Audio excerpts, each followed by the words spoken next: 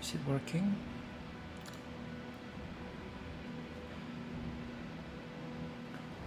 What? Huh? Wait, why?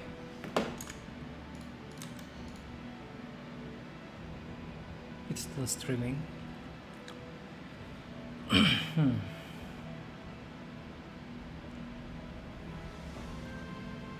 Ah, okay. I see. Alright, let's do it.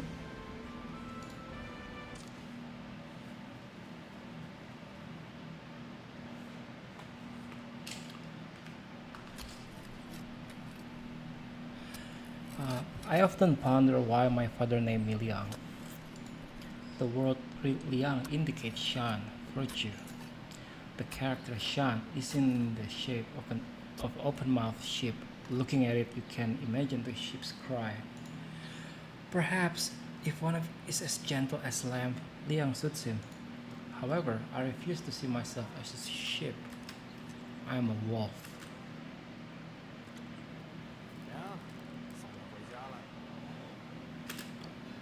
From nearby, there came a rough voice, inquiring.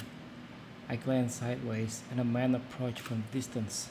Step by step, he made his way, twigs and fallen leaves crunching. Sunlight streamed through the cracks in the woods, dappling everything. Yet he adeptly hid himself in the shadow. I sized him up, capped in a bamboo hat, clad in a raincoat, holding a gourd. He seemed more of a fisherman than a menace at first glance. Such an appearance made it easy to let one's guard down. Hence, he was usually tasked with luring a sheep, and then I would do the butcher's job. This fellow was another wolf accompanying me. His name was Shishing, but I preferred calling him Tom.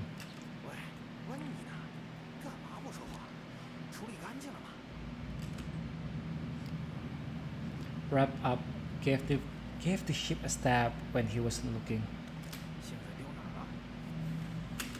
Buried.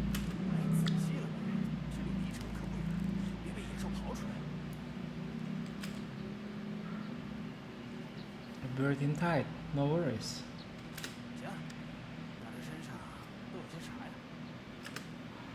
3,000 coins worth, 5 taels of silvers, plus 200 coins, ragged clothes, and a pouch. I take 4 taels, you get the ragged clothes, and the pouch is mine. This time there was just one sheep. I killed and buried him, so I deserve more. Not much, it's just a common item.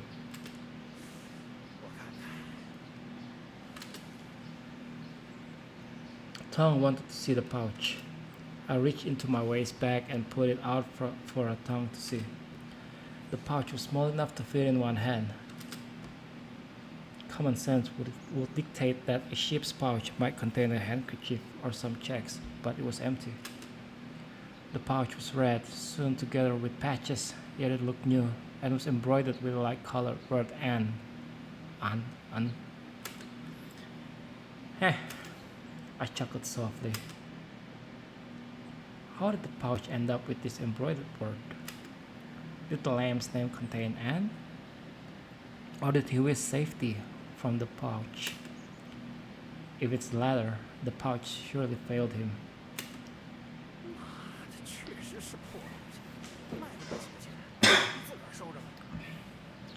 Damn, it's really just some junk. You can keep it for yourself.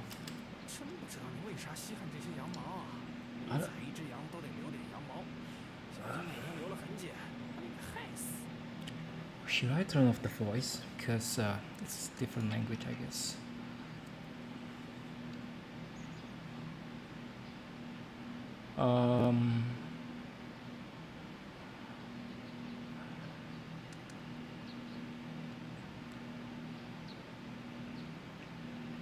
I guess this is. No. Text display. Right. I don't get why you're into these wolves. You always take some wolves every time you butcher a sheep. Beware, one day you'll find yourself killed for leaving traces. No big deal. I gave the pouch a squeeze and tossed it into my waist pouch. Let's go. While it's still daylight, we should grab some food and drinks in Huazo. I'm sorry, I don't know how to speak Chinese. Yeah, maybe this. Tong patted my shoulder, taking the lead. Okay. I responded casually to Tong, pressing my hand on my bamboo head to softly lower it. Following Tong's footstep, I walked forward, each step accompanied by the crunch of leaves underfoot. It was fine not to pay attention to these sounds, but if you do, they will become quite loud. It was as if the bird chirps and monkey cries had disappeared, and the whole forest was flooded with the crunch of trodden leaves. We, the two wolves, trod across the desolate mountains and wild ridges. Upon passing a tree with a sturdy, twisted trunk, I couldn't help but look closer. I knew it. Beneath the tree lay the sheep I butchered.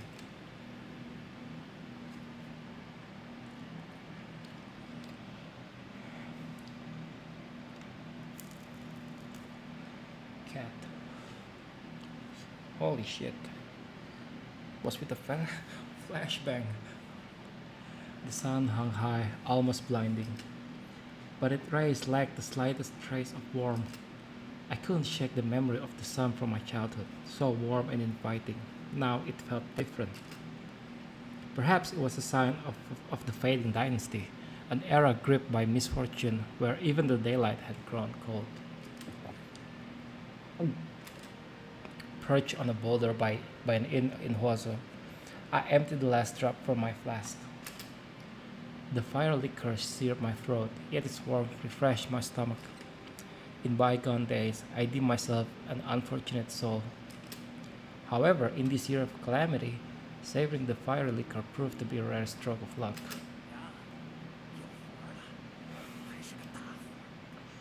Ooh, a familiar voice rang in my ears.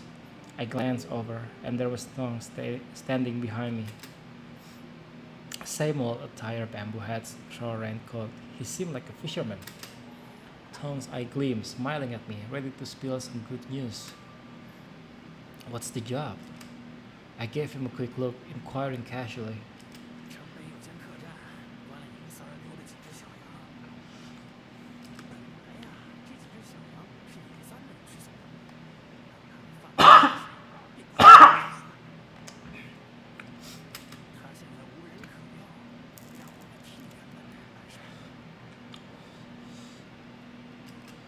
I won't handle lambs.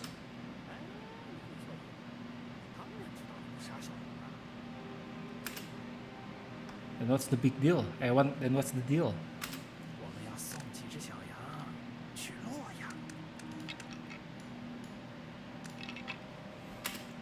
Human trafficking?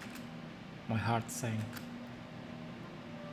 I finally got what Tong had been hinting at with his mysterious talk. Whenever he sought me out before, it usually meant dark deeds like robbing and killing. This time, all secretive like, turned out he wanted us to do trafficking, delivering some acquired lambs to Luoyang for a good price. 入口？你不能这么说，小羊又不是我们逮的，算不得入口。不过，你愿意这么想，倒是也好懂一些。你也知道，尹三儿那人虽然一直是帮我们介绍劫道的朋友，但是他的主业其实是人牙子。这单确实是要把他搞到的小羊给送到洛阳，不过不是啥恶事儿，是善事儿。 How is human trafficking a good deed? I frowned and almost didn't want to hear Tong talk anymore. 当然是善事儿啊！你听我说，先听我说。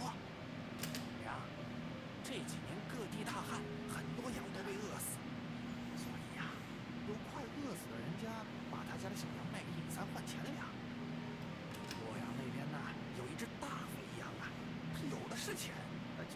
生不出小羊，便想从穷地方收几只来养。你想啊，那些穷人家的小羊们本来就要饿死，我们把它送到富的地方去，这样他们的父母不至于饿死，小羊也能吃得饱饱的，所有人都高兴了，咱这是在做善事啊！嘿嘿，不瞒你说，一只小羊100两，4只小羊400两，你我对半分，今后几年都不愁吃穿了。妈的，扭扭捏捏的干啥呀？给个痛快呀！你要是不做，这么好的活我就让别人做。这不是看你身手好，一个能拼俩。Hold on. I called out to Tom. When do the lambs need delivering? 越早越好，今天就要去看看。Fine, I'll join you. I rose, brushing off dust. Tong laughed, leading the way. Tong said a few words, managing to convince me. Maybe it was the promise of no worries about food and clothing, or perhaps the idea of doing good deeds that swayed me. Anyway, I'm going along with Tong's plan to see what's up.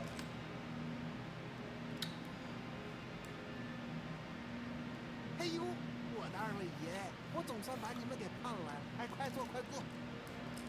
妈的狗子，没个眼睛，快给2位爷上热酒！ Just arrived at the inn with Tong, and Yin San greeted us with flattery. Guiding us to our seats at the inn, he scolded his workers to bring us drinks. Then, the sudden shift in behavior made me wonder if he was just acting. I stayed behind, eyes fixed on Yin San, my mind wandering into some interesting scenarios. Possibly from my childhood love for shadow plays. Whenever I meet someone, their animal form pops into my head. Most are sheep, Tong and I are wolves. Insan, though, comes across as a fox.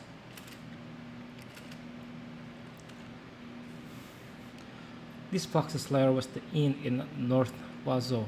No guests came and it's closed all year. The inn was a cover. He used it for his business dealings. There's a higher up, he answered to. The big boss handed down missions, and he passed them on to us.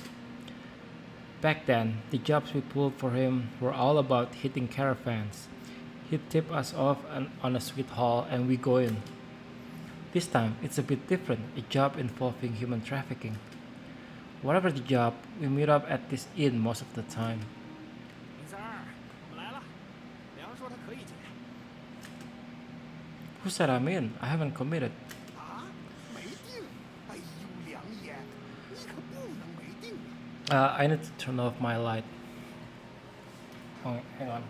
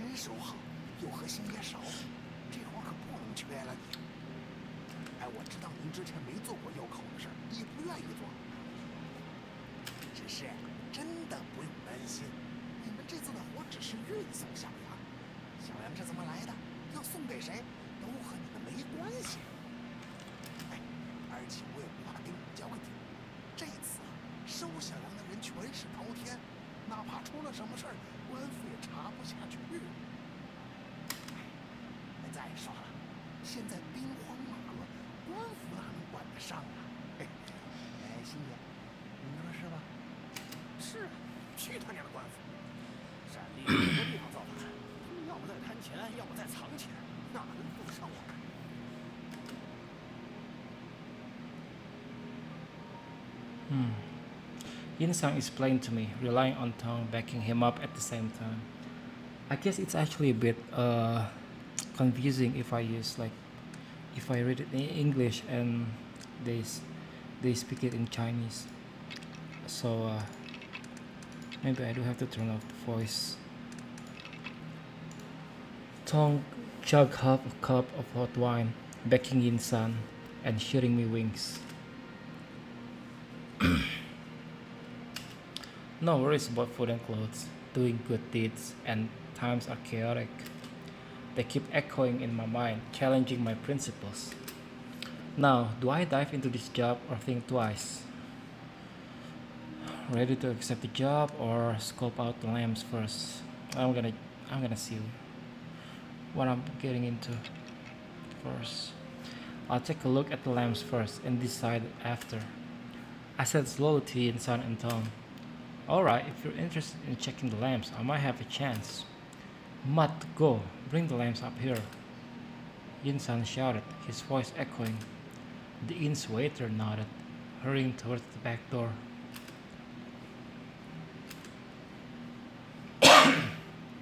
The lamps were brought up, tied with hemp ropes around their waists, linked together to stop any escape. Some softly cried, others trembled, nudged into a line by the inn's waiter, standing in front of me. I kept quiet, scanning the lamps.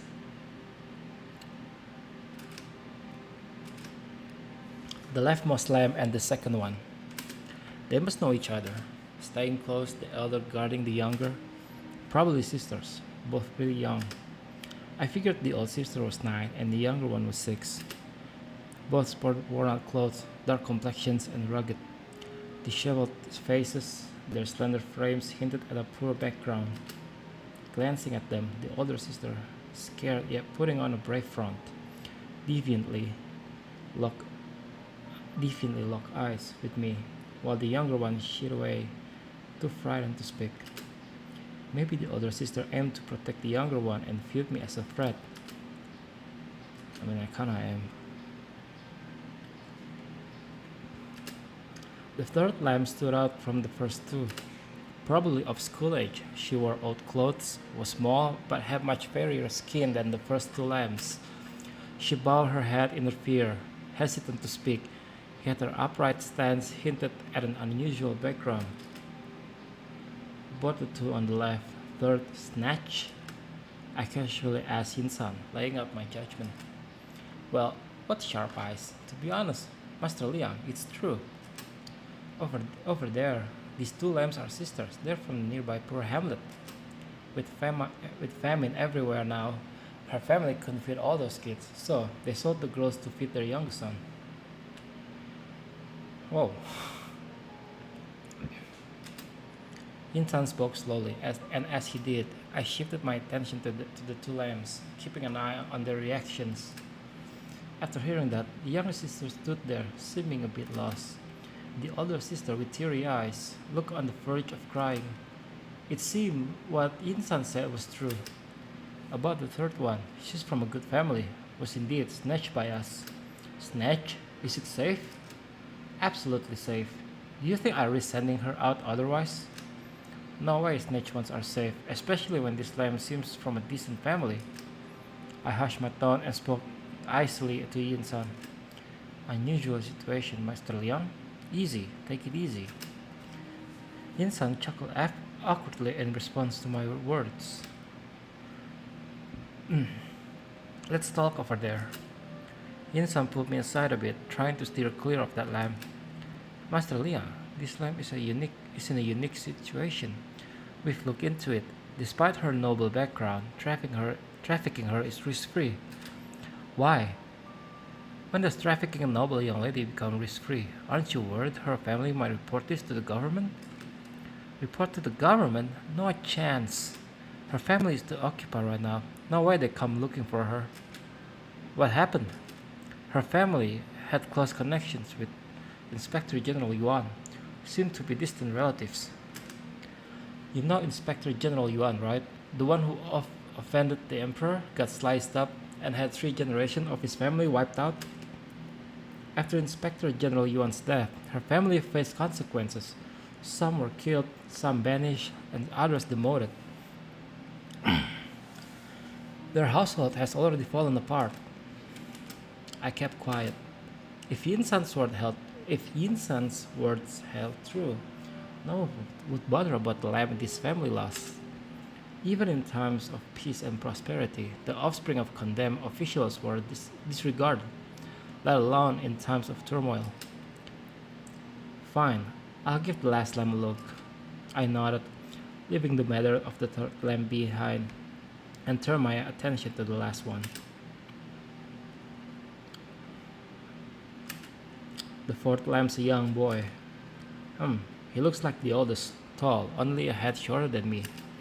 Hunched, awkwardly tilting his head, he anxiously looked around, his gaze dodgy and elusive. Insan, this lamp's off. Is he sick? Tong frowned, study, studying the fourth lamp before him. True, he's a bit slow. Did he get a childhood fever that fried his brain?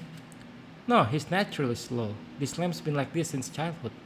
His family initially thought he was the reincarnation of Maitreya Buddha, so they kept raising him. Later, when famine hit and the family became poor, not wanting to keep the Buddha anymore, his mother sold this lamp to us. Mom. I can't do justice with his voice, but upon hearing the word mom, the fourth lamp got agitated, staring intently and yelling mom loudly. Seeing this, the other lamps seemed to think of their own moms too. I stirred up, quietly sobbing. Maybe for these lamps, feelings spread like laughter. I need to speak slowly, I guess. Insan, you think the fancy ship would want a lamp like this? Tong asked with a mocking tone, a hint of anger emerging in his voice. Well, who knows? Say he believed the incarnation thing and wants to keep him. Not that impossible. The family in Luoyang said they prefer girls, but might consider boys as well. It's tough to find boys, so we had to settle for this one. No, this one is definitely a no-go. Why not, Master Xing? Even if I were the buyer, I wouldn't want such a lamb. Besides, we can't handle escorting him. This Buddha is too much trouble. If Master Liang and I get annoyed with him on the road, we might just end up getting rid of him. Master Xing, ease up. These are the lamps that the fancy ships want. Lose one, lose money. Lose two, you pay up extra. Then count me out. Can't handle the slow one. We can't handle him. If he keeps yelling, it'll draw attention from soldiers and bandits. Everyone will be in trouble. Agreed. I sided with Tong. This lamp was too hard to handle and might stir up troubles. Alright, figured. You wouldn't be keen on this one. That's fine. Honestly, I was worried the fancy ship won't like a boy. Even a plump one. There's a high chance of return. Might as well bring that lamp. That lamp? I furrowed my brow, puzzled by Yin San's word. Before long, the waiter returned with another lamp. The lamp stepped out from the backyard, immediately catching my eye. Appeared to be around 10, in the early years of schooling. Donned in the worn-out clothes, her skin neither dark nor particularly fair. Quite slender, my first takeaway from observing her. She had a small frame, clothes tightly wrapped around her, revealing protruding bones at her wrist. The thin fabric outlined her bones. Her hair was pitch black, while her eyes had an unusual deep blue hue. This lamp appeared delicate. If she were a bit plumper, perhaps she'd be a beauty in the making. Hey, these lamps look alright. Honestly, apart from the Buddha, your other lamps ain't bad. Haha, that's right, my lamps are top notch. What do you think, Master Liang? I don't mind how the lamp looks, but I'm curious why she isn't tied up like the others. I noticed the last lamp wasn't tied up with a rope around her wrist. Curiously, I asked Yin-san. She's unique and doesn't need a tie. You trust her? Certainly, she came here on her own during the famine, not sold or snatched. This one arrived last month, trained, obedient, feed her, and she'll do any work. Well, it's a pity, but if you don't want the Buddha, you can let her go instead. She's up for a trip to Luoyang. She's mute and well behaved. Just mention a place with plenty of food and she'll definitely want to come along. I gotta ask, Insan, why are all the lamps here either slow or mute? Aye, so what if she's mute? You too. If it weren't for the deal with the fancy ship about quantity, I wouldn't have considered selling her. Trust me, even without words, she'll be worth could some once she's grown. Her ears could? No problem. Alright, that's convenient. Tong nodded, agreeing with Yin San's idea. Having these girls along would be easier than dealing with the boys' issue. I agree with that. But I wanted more details. Yin San, how old are these lambs and what are their names? I asked Yin San. The two sisters on the left are 9 and 6 years old, named Hong and Chuya. So I don't know. I'm sorry if I mispronounce it. The third one is named Kyonghua, 9 years old.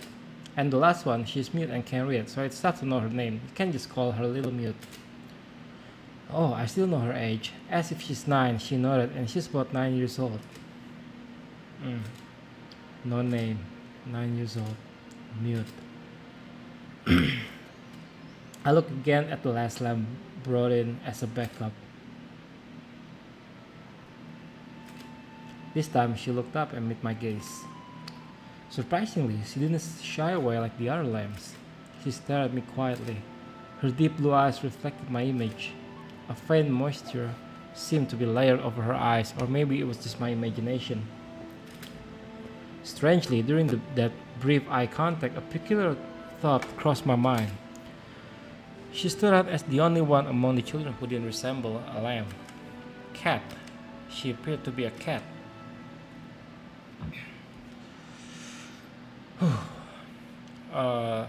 Hang on a second.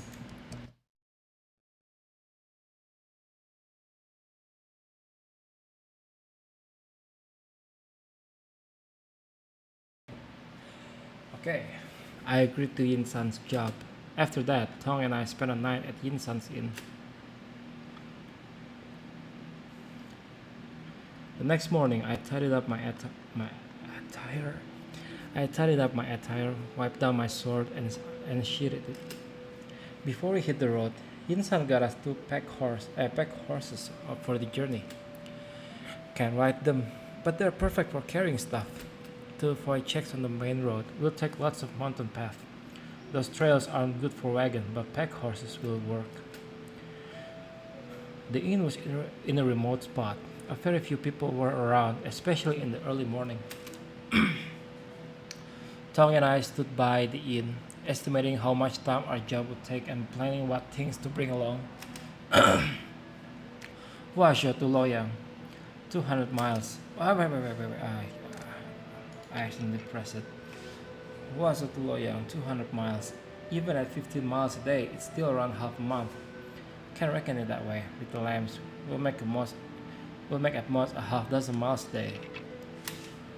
Taking detours will extend the distance, if anything. Damn!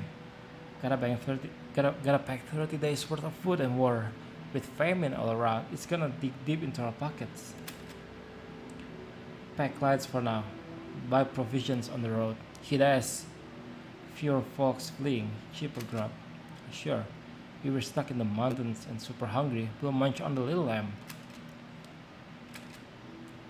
Tom grinned and cracked a joke. I just shrugged it off and didn't say anything. Time to roll. I'll fetch him. I tossed a quick word to Tong, grabbed my blade, and headed straight into the inn to call the lambs.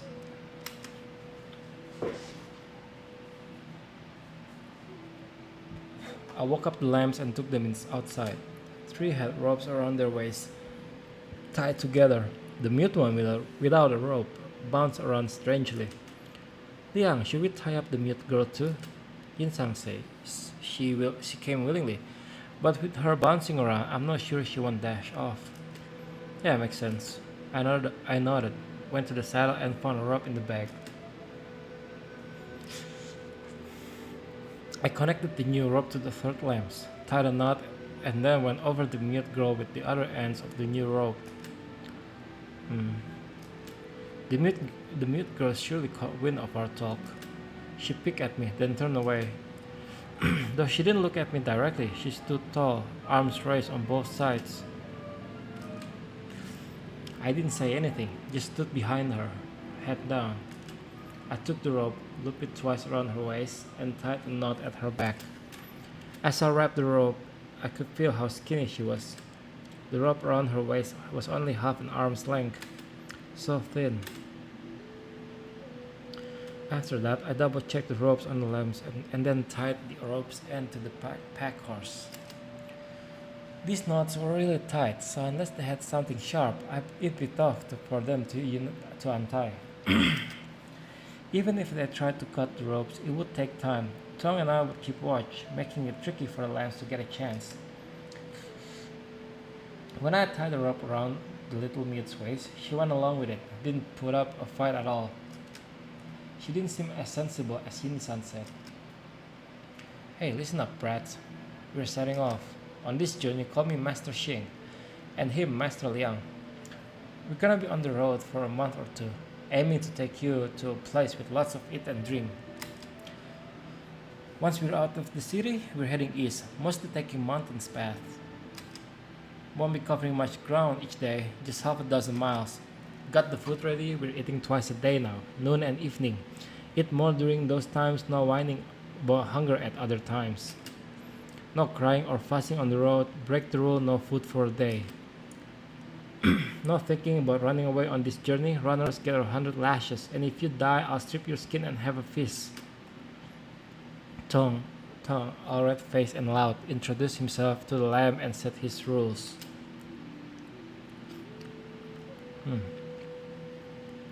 While he talked, he pulled out a switch from his bag and waved it in the air, showing it to the lambs. The young lambs couldn't hide their feelings well at that. When they heard about the place with lots of eats and drink, their eyes got big. But when they heard about I'll strip your skin and have a feast, they all got scared and huddled up. Especially that refined lamb named Xianghua. When Tong waved the switch, she got so scared her legs shook, almost falling down. Tong always liked seeing the lamb scared because of him. He glanced at the frightened Xianghua, a playful smile on his face. Wait.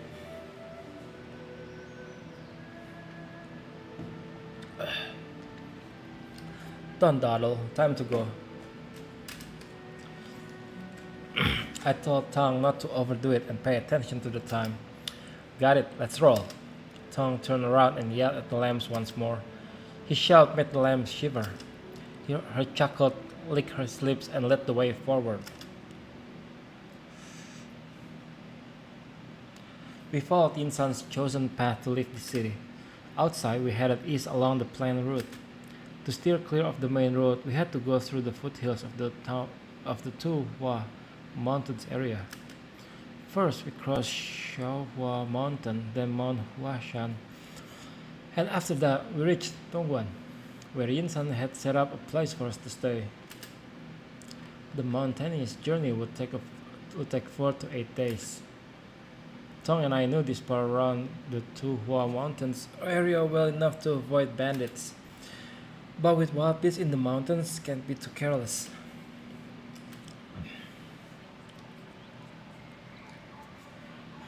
We walked through Shaohua Mountain. We didn't speak along the way. All we saw were endless trees, dirt, and rocks. All we heard were hoofs, insects, and footsteps. After about 2 hours, Tong suddenly started talking to me. Hey, Liang, know about tiger herd? Tiger herd? Oh, you don't know? The tiger herd are tigers that come together. Usually, tigers like to be on their own. A few years back, during the famine in northern Shan, lots of folks fled east and ended up in the mountains, where they got eaten by tigers. With tigers chowing down on more folks, they had more babies, and after a couple of years, they turned into a herd of tigers. Liang, what if a dozen tigers show up? Can we survive? Doubt it. Haha, you never know. We have blades. If we run into tigers, swish, cut the lambs, spill some blood. When the tigers see blood and meat, they won't go after us with our blade. They'll charge to eat the lambs. And that's when we can escape. Ha ha ha. Tong burst into laughter, cracking up his voice in the last 2 sentences. I know he was doing it on purpose, trying to let the bandits behind us hear. You seem to enjoy frightening these lambs, yeah? Is that fun? I threw a cold remark at Tong. Sure it's fun. Tong chuckled, dagger slung over his shoulder, moving forward. I glanced back at the lambs. Three of them were scared wiped by Tong's word. The mute one just lowered her head, lost in thought.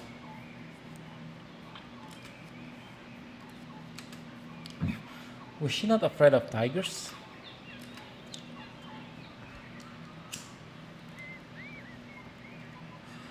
Around noon, after walking for about 4 hours, we took a break for an hour. Tong had some grub first, then said he wanted a quick nap and doze off against a tree. After that, I handed out food to the lambs, giving each one a serving of dry ration and half a pot of water. The hungry lamb quickly started munching on the food and shared the water. As I munched on my own, I kept an eye on them. The two darker-skinned lambs, Honga and Kuya, if I remember right, and pretty fast and finished quickly. Honga was the older sister, and she looked after her younger sister, giving her more water. She only took a tiny sip herself. The well-bred girl who got snatched was still kinda scared. She took the grub really carefully, eyes wide open, like she thought I might stab her while she was grabbing a bite. Surprisingly, even though she's kidnapped and missed, she didn't complain about the grub and finished it all. Not sure if Yinsan did a good job training her after the snatch, or she just figured out how things are now. While eating, her eyes got teary, and I figured she's thinking about something. Heard it easier for poor folks to handle a rich life, but rich folks struggle in poverty probably hits lamb like her heart. Yeah, besides watching those three lambs, I also kept an eye on the mute girl. She chowed down on her grub, eating really quick. Looked away for a sec and she polished off everything like she hasn't eaten in forever. Master Liang. While I was watching the mute girl, a lamb voice suddenly reached my ears. The sister named Honga lifted her arm, shyly calling me, not quite used to saying my name. What's up? I stood up, furrowing my brow, and asked her, Sis need to go to poop, can't hold it. Honga told me a bit awkwardly. I turned to look at her younger sister. Queer. Face turned really red. She hunched over, holding her legs, just like Honga said. Eat, drink, pee, poop were constant of human life. We have been on the road for a while, so these lambs probably needed a break. Since Stone didn't cover the rules about relieving themselves, they might have been holding it in until now. Sure, if anyone needs to go, just do it on the spot. I look at them and casually announce my solution. Master Liang can't. Why not? The lamb called Xianghua seemed uneasy about my suggestion to do it on the spot. She looked at me awkwardly and then glanced nervously at Tong, who was resting under a nearby tree. Her eyes showed worry and discomfort. While I wasn't entirely sure of her thoughts, I could guess. Maybe she was concerned that if Tong woke up and saw them relieving themselves nearby, he might find a reason to punish them. Or she might be hinting that, being a girl among guys, she didn't want to do it in front of men. I leaned more towards the first one. After all, these young kids were still a few years away from being adults, so such concerns shouldn't bother them. Alright, follow me with the ropes. We'll head to the spot behind those trees, line up and take care of it there. I shared the plan. I went to the pack horse, undoing the tight ropes. Holding the rope, I guided each lamb. We passed the sleeping Tong, goes toward the cluster of trees a bit away.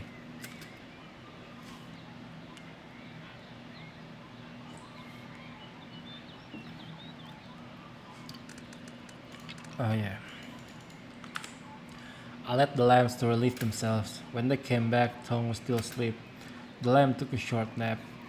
I just want to hear their voice, so that's why I turned it on. I stayed awake, keeping an eye on them and the surroundings. After lunch, we resumed our journey. We walked for 4 or 5 hours around the foot of Xiaohua Mountain. Thankfully, we didn't run into any beasts or the tiger head Tong mentioned. Kuya stumbled along the way, almost falling. Luckily, the rope tied around her waist and being close to her sister kept her from hitting the ground.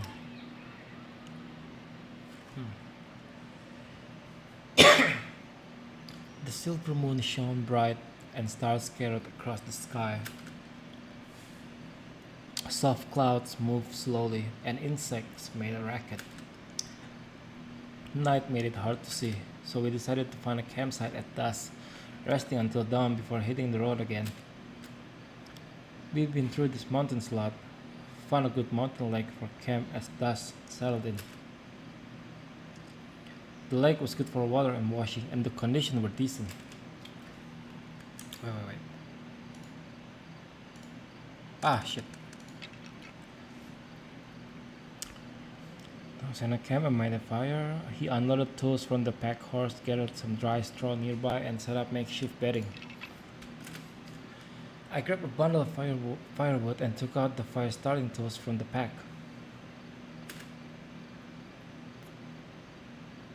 When a fire striker in one hand and a piece of flint in the other, I struck the flint hard, producing sparks. I swiftly brought a flint near the tinder, and after a few attempts, a flame finally caught on the tinder. A flame quickly spread from the tinder to the firewood, forming a blazing campfire. The campfire served as a warning for nearby beasts and provided us with light and warmth. Big fire. The youngest Kuya happily sat down and got close to the blazing fire. She reached out her hands to feel the warmth of the campfire. Seeing Kuya do this, the other lambs first checked our expression, making sure we weren't mad, and then they also gathered around the campfire. 娘，你还真能当好伙呀！我记得你不是怕火吗？ Just done with his work, Tong joined us by the campfire. He brought up my old story. Well, I used to be scared of fire due to past memories of a disaster. I was scared before, not now. 那是好事儿啊！本来想着你怕火，下次杀人放火，我都不愿带着你。Tong scared the lambs with his words again, but I didn't feel like continuing the talk. And honestly, when you have to deal with someone, you don't need to resort to arson. 妈的，累死了！要不是怕这些小羊跑啊，就该让他们去给咱们拾柴火、铺窗户。 If one for the rest of this time running off, I'd have them gather wood and make beds for us. 小梁，中午我休息过了啊，你先睡2个时辰吧，时辰后我们。 Liang, I've had my rest at noon. You catch a 4-hour nap first, then we swap shifts. Alright. I nodded and settled down by the campfire. A gentle breeze passed by, making the campfire flames sway like torn red ribbons in the air. The fire's glow revealed the faces of the lambs, who remained still, perhaps fearing punishment. Yet their shadows had already adjusted to the surroundings. With the flickering firelight, those shadows danced freely, and the crackling of the burning wood added a lively tune to their performance. The scene in front of me brought back memories of the shadow plays I enjoyed during my childhood. Feeling a bit drowsy, while lost in thoughts of shadow play, I ended up dozing off. Guess I'll sleep first. With Tong watching over the lambs, no need to fret. Slightly on edge, I clutched my blade and fell asleep. My gaze fixed on the dancing flame. I succumbed to the weight of my eyelids, gradually slipping into dreams. 梁，别吵！ Liang, wake up! Tong's voice rang in my ears.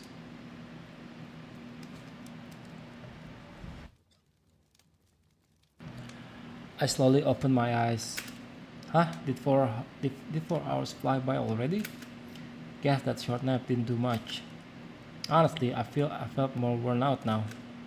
4 hours already? I asked Tong as I got up. 对，柴火烧了2捆，差不多2个时辰了。 Yep, burned 2 bundles, nearly 4 hours. The lambs okay? Yep, 都睡了。 all sleeping. Tong gestured at the nearby beds. Lamb rested by the fire, Queer and Hunger together, Xianghua and the mute girl on the separate bed. Ropes around their waists kept them in place. Okay, I'll take the next shift. I nodded, gesturing to Tong, and decided to stand up for a quick stretch to refresh myself. Tong saw me stand up, and he found a bed and lay down. Zzz.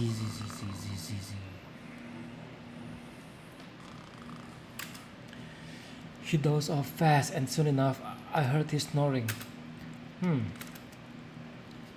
No, it's just waiting for the sun to rise. Quite a chore. 4 hours of sleep daily for several dozen days. In this regard, those lamb probably had it better than us. On the way, they could sleep for 8 hours.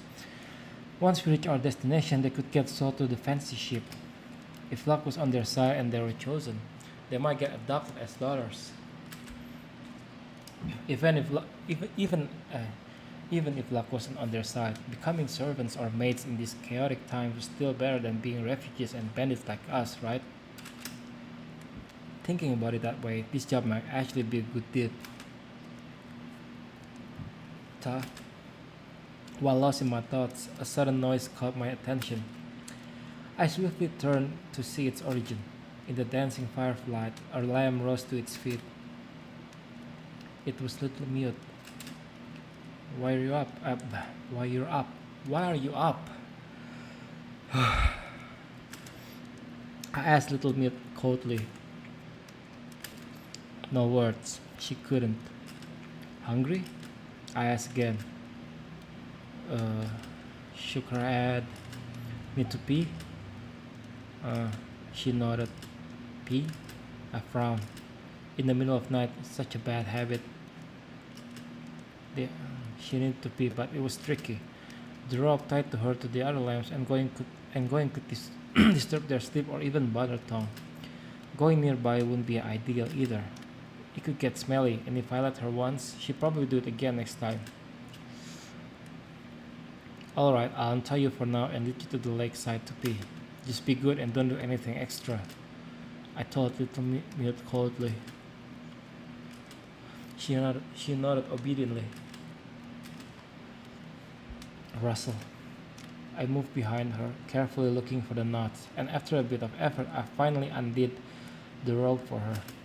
Follow me. I went to the fire, grabbed an unburned stick, lit it as a torch, and continued forward. Little Mute followed behind me. She kept a grip on my rope, following closely to stay on track. She kept stumbling onto my back, using it to stay steady. We walked over dry branches and fallen leaves, pushed aside the foliage blocking our way, and finally stepped onto soft soil.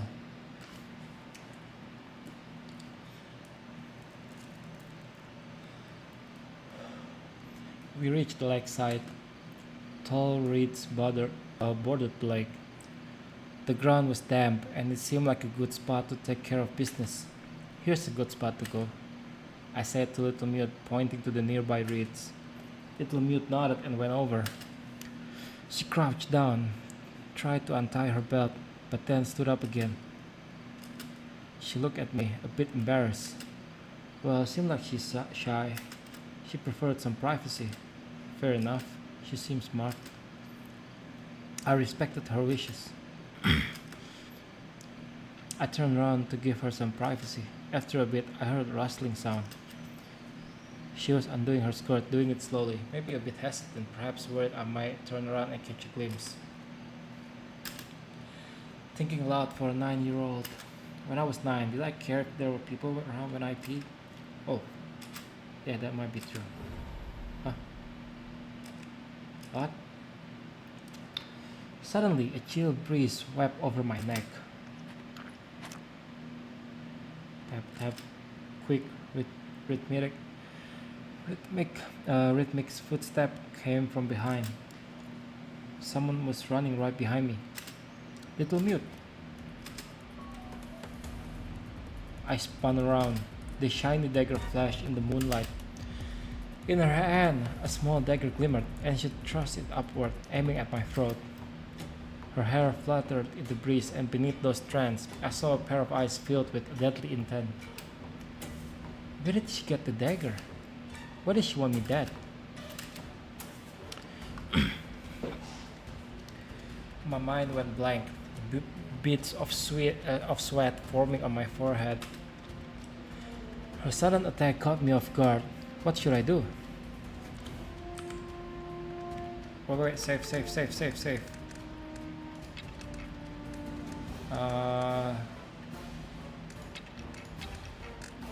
Okay. Step back. Step back. Gotta dodge the dagger. In a moment of panic, without time to think, I step back sharply to avoid the dagger. But then, a problem. In my rush, I slip onto the wet ground by the lake. Unable to stand firm, my body suddenly lost balance, tilting backwards. Damn it. It's over. I cursed silently and fell backward. Thump. Plunge. Two clear sounds. Me hitting the ground and her dagger through my throat. I stare at her, my killer, little mute. She put all her strength into the dagger, splitting my throat completely. Couldn't see her expression under her hair, but those crafted teeth told me she gave it her all. Must have used every ounce of strength to take me down. Blood gushed from my neck, tried to break free, but with my throat like this, it was useless. Little mute, why did she kill me? No answers. Death's grip spread, draining my strength and warmth. With questions unanswered, I slowly closed my eyes and sank toward death. Okay.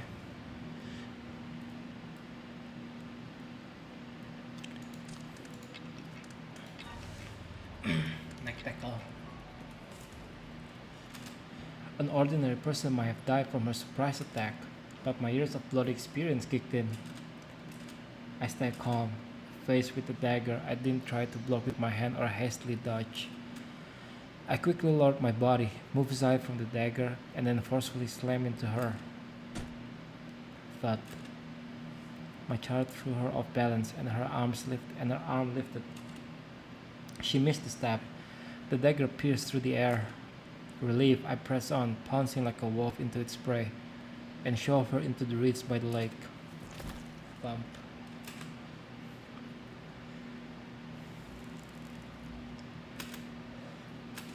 I pinned her down. Right leg on her belly, left leg on her arm. Right hand gripped her dagger hand, left hand squeezing her throat. After her failed stab, the dagger slipped from her hand. The instant she struggled to snatch it back, I promptly pressed down on her hand. Now she was completely under my control, unable to move. What the hell? What are you playing at? I glared at her, my eyes fierce like a wild wolf, growling at her with a low voice. Meanwhile, I pressed down even harder on her, pulling her arm in with increased force, almost crushing her thin forearm.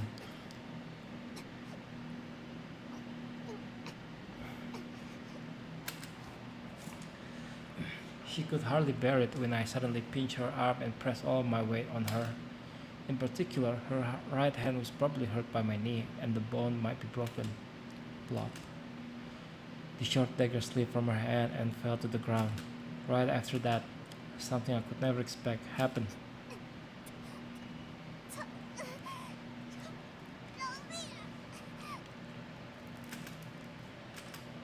With slightly red, teary eyes, she begged as she cried. Idilmut, she actually spoke.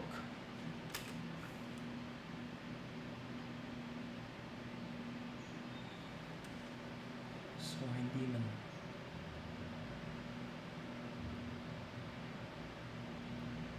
How come you're talking? You're not mute? I stared blankly at the little mute pinned beneath me. She actually talked. Tears in her eyes, face red, struggling to breathe under my way. Even so, a moment ago she begged for mercy, each word crystal clear. Did being frightened by me make her suddenly able to speak? No way. She never heard of a mute being cured. This girl must have had some sinister plan from the start, faking being mute to catch others off guard. Spill it, why the mute act, and where'd you get a dagger? I snapped at her, eyeing the dagger that had slipped from her hand.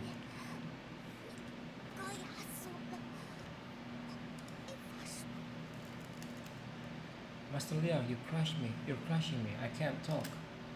She kept begging for mercy. I glanced at her and sighed. Grabbed the dagger she dropped. My left hand held her arm, the dagger against her neck in my right.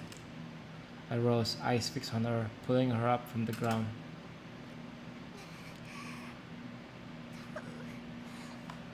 被压得坏了，站不起来了。 Oh, legs busted, I can't stand.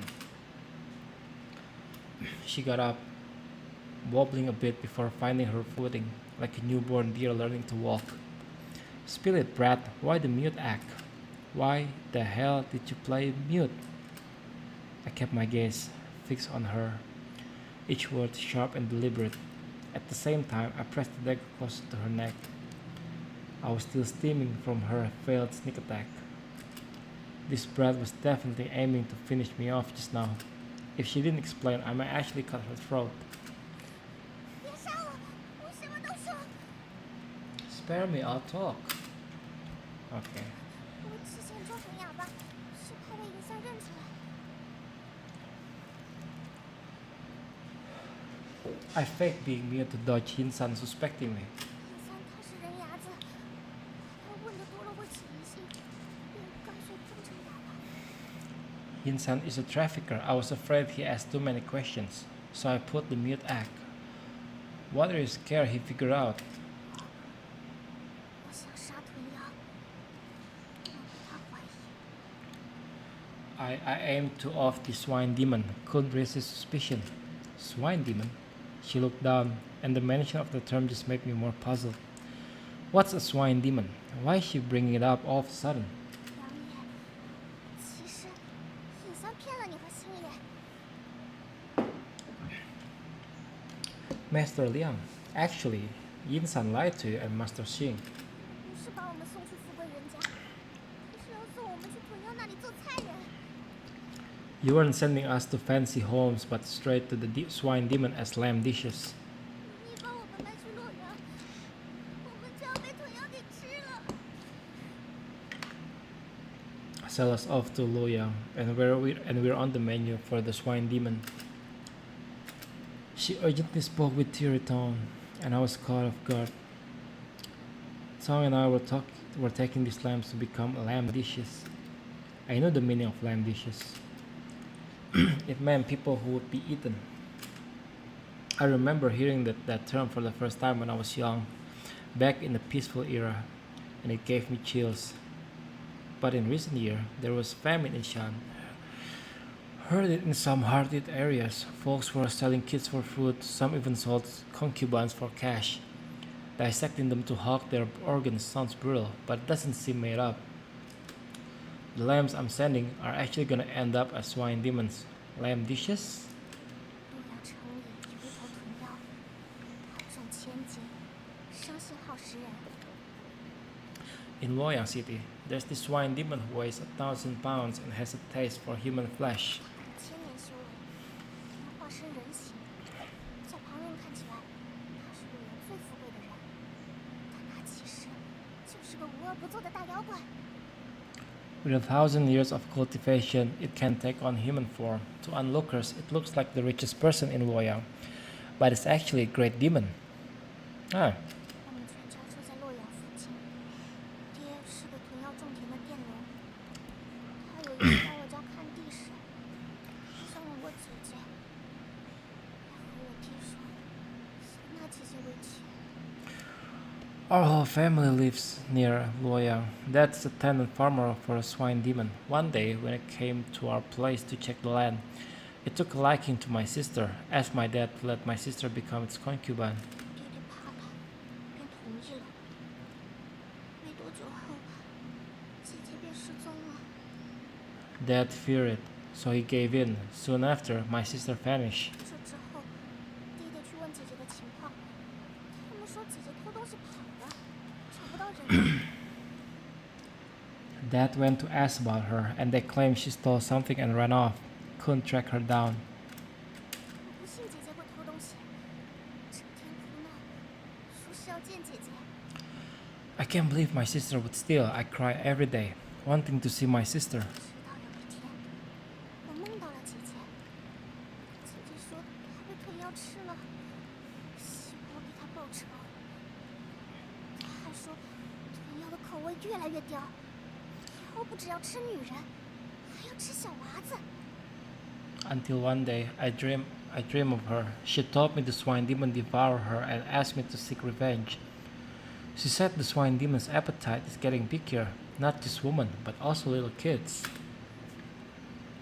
姐姐还跟我说，特意要让画中的尹三做人鸭子的活，给他送孩子吃，让我找机会给他报仇。 Sis told me the swine demon made a deal with Yinsan in Huazhou. He's rounding up kids to feed it. She urged me to find a chance for revenge.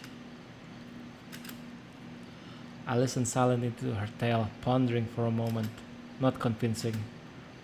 What she said about the lamb dishes were morally despicable, even for a bandit like me.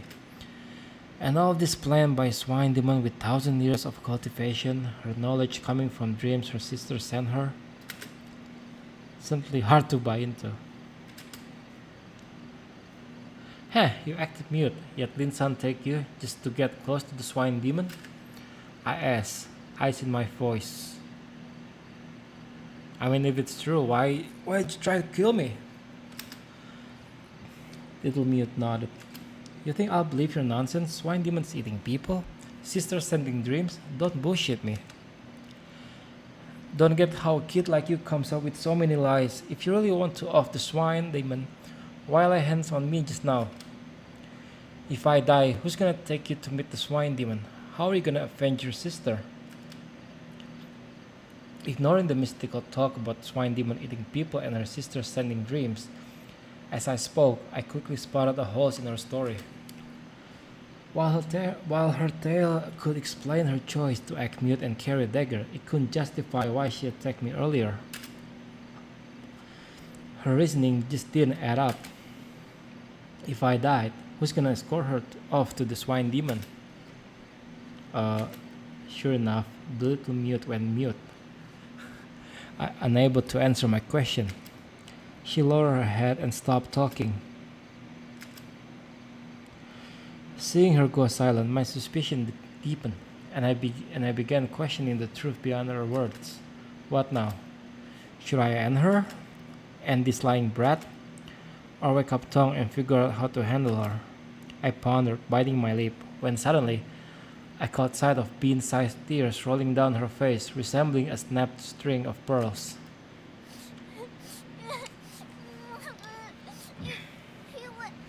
因为我很怕，太怕了。 Cause I'm real scared, too scared. 是呀，白天的时候不是说了吗？说如果我们不听话，会把我们活活生吃。我以为你们也是腿药，越想越怕，刚刚都做噩梦了。 Yeah, I think, yeah, maybe she's right. It kind of makes sense. In the day, Master Xing warned us he's keen on devour us if we misbehave. I thought you were swine demons too. Got really scared, had nightmares just now. 刚才我把刀藏在嘴部里，两眼看着我结束，脱下去后肯定能看到刀。 I just hid the dagger in my skirt. If you hadn't turned away and saw me peeing, taking off the skirt, you'd definitely spot the dagger. 两眼这次背过身去没看，但若是下次看了，你肯定会变成毒药，把我给吃了。 Oh shit. Yeah, this is fucked up. You look away this time, didn't catch a glimpse, but if you peek next time, he'll probably turn to swine demon and gobble me up. 我怕了，不知道怎么做，心狠，就想着要刺两眼。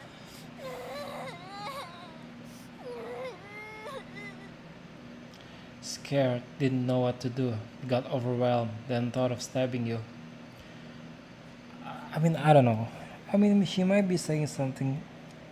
She might be being honest, but I mean, you can't really trust anyone. 两眼，对不起，对不起，我再也不敢了。Master Liang, sorry, I won't dare to do it again. Little Mute wiped her tears, crying on and off. While crying, she kept saying sorry to me. She cried, gasping for air, body shaking. She looked really scared, asking me to forgive her. But I still wanted to see. You got it right. Since you've got a dagger, no matter what you say, I'll be suspicious. On top of that, you tried to stab me with that dagger. So I should kill you no matter what you say. No matter what you say. I snarled quietly, seizing her dagger, lifting my hand, mimicking a move like I was about to stab her. 梁爷不要杀我，梁爷不能杀！ Master Liang, don't kill me, you can't. 我再也不敢了，不敢了！ I won't do it again, I swear. I'm gonna kill you. 饶我一命，梁爷！我以后长大了给你赚钱，养你白吃白喝，给你受受死，操作精神。 Well, that's a good deal. Spare me, Master Liang. I'll make you rich when I grow up. I'll be your provider. I'll build shrines for you. I'll make golden statue of you.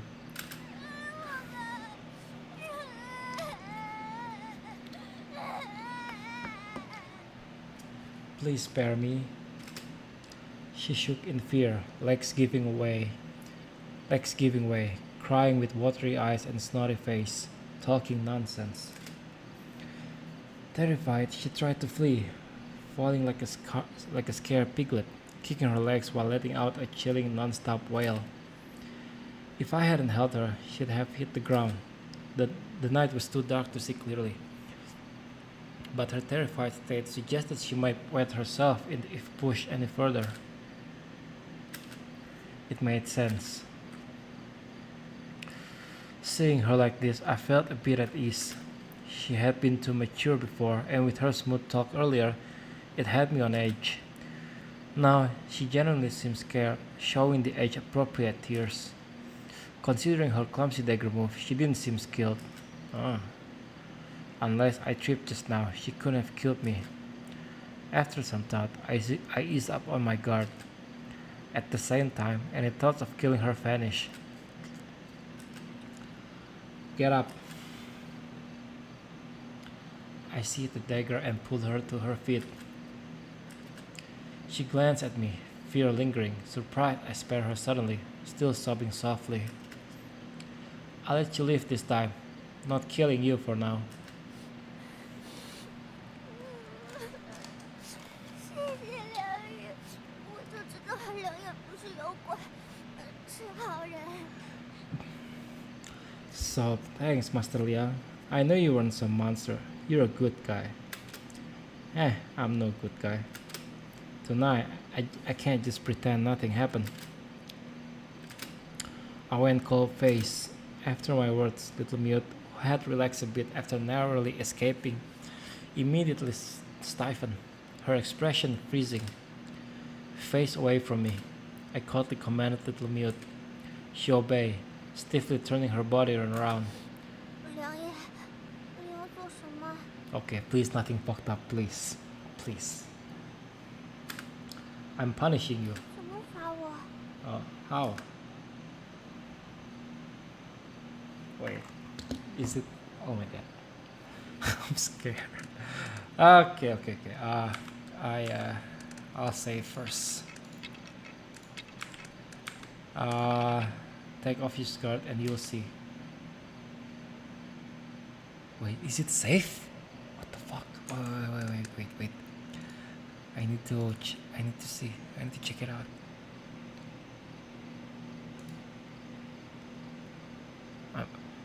Yeah, maybe, I guess. Take it off. Didn't you hear me? I barked at her, the sudden loudness causing her body to jolt. 我不想脱。 Yeah, I don't want to see to undress, you know. I don't want to undress. If you don't, I'll kill you. 梁爷到底要做什么？ What exactly are you going to do, Master Liang? Her voice quivered, filled with reluctance. I was puzzled. a sudden wave of irritation hitting me. Why was this brat being so difficult? I said I wouldn't kill her.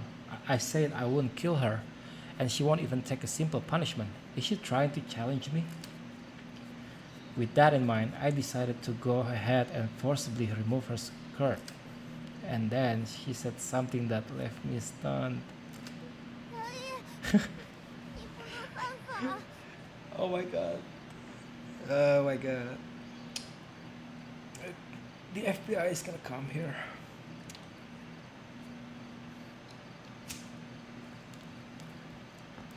Master Liang, you can't do something illegal. 弟弟跟我说过，法友会迁宥女12岁以下者斩决。 My dad told me there are rules, and those who aren't girls under 12 get executed.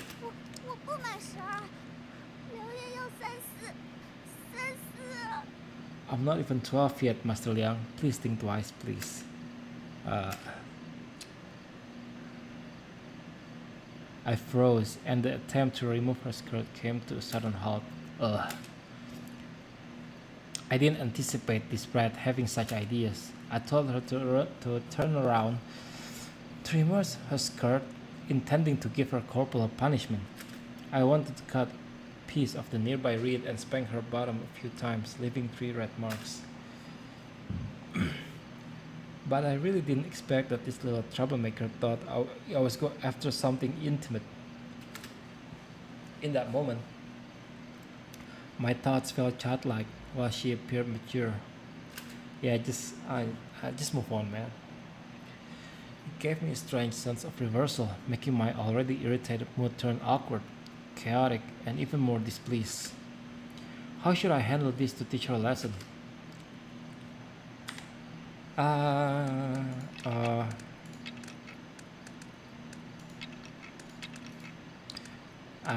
Let's just not do that. I mean, I am a criminal, so it's just me. I can't do it. Why not go along with her story and give her a little fright? Gotta spin a tale to avoid the awkwardness and maintain a bit of elder authority. Quite a laugh, you little girl, talking about rules with a bandit like me. I've been robbing and killing for years, avoiding official routes to transport you. Do you really think I'm a law-abiding person?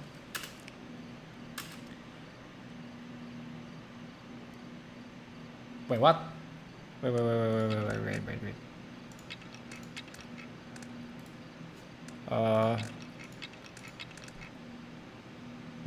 I see. Take off. I haven't done such wicked deeds before. Today, I'll give it a try.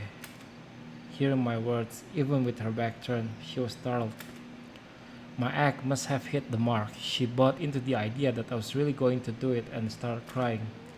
刘烨，饶了我吧，不行的，真的不行的。 Oh my god. Oh my god. Master Liang, spare me. Please, you can't. Please don't. She begged me, trying to dissuade me from the evil deed she anticipated. Even though I couldn't see her face, I could sense her fearful tears. I'm not like tongue to release in the cries of the lambs or find joy in teasing them. However, seeing this overly mature lamb, now exposed in her age-appropriate vulnerability, gave me a strange sense of satisfaction. Alright, enough of that. No more scaring you. It's pointless. I can't figure out how little girl's mind goes there. I could never do what you imagine. I told you to take off your skirt to spank you. Really? 真的， Little Mute stopped crying, her voice shaky, cautiously asking me, Yes. 那你打吧。 I don't want to read that. Sure will. I confirmed with action. I took her dagger, sliced the switch from the leg side ribs. As I made the cut, she flinched, eyes shut. Afterward, I measured her legs from my hand, assessing its thickness. Perfect. 梁烨，你这就要打了？欠着。 Master Liang, you really going to spank me now? Can we wait a bit? While waiting. 那现在就打。 So it's happening now. Don't rush, it's coming soon. 穿着去不打是不是？ Can I keep my... Look, I'm actually okay reading stuff like this, but on stream, I don't know, man. I might have to change games. Yeah. Yeah, I'll play this on my own time, I guess. This way to, I don't know. It's not streaming friendly, I think. So I'm just gonna play other games and see something more family friendly, I guess. Okay, hang on. I'm just gonna stop and start a new one, I think.